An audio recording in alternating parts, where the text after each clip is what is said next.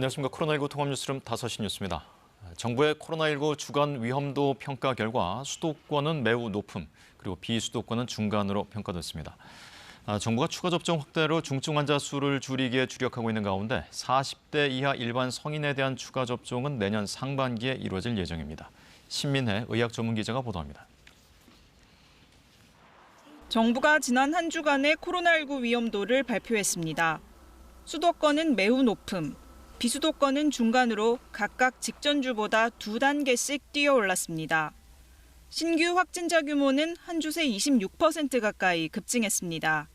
하루 평균 위중증 환자 수는 498명으로 3주 연속 증가했습니다. 60대 고령 위중증 환자의 증가세, 그리고 18세 이하의 학령층 확진자의 증가를 위험 요인으로 평가하고 적극 대응하고자 합니다. 중환자 병상 가동률은 약 70%, 특히 서울은 85% 가까이 찼습니다. 감염병 전담병원 가동률은 전국 평균 약 68%입니다.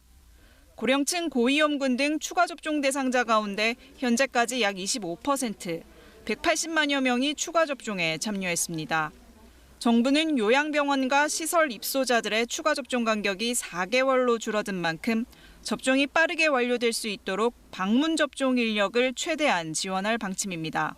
중증 환자 규모와 평균 병상 가동률이 증가하고 있는 상황에서 정부는 병상 확보 및 의료 인력 확보에 만전을 기하는 한편 고위험군에 대한 추가 접종 확대를 통해 중증 환자 수를 최대한 줄여나가겠습니다. 접종 완료자에게 허용되던 접촉 면회를 잠정 중단하고 수도권에서는 종사자에 대한 PCR 검사를 주 2회로 확대했습니다.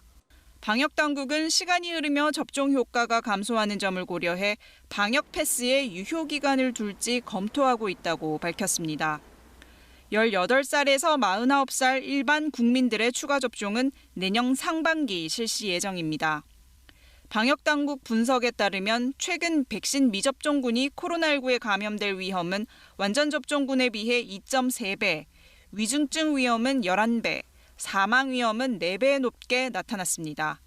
KBS 뉴스 신민혜입니다.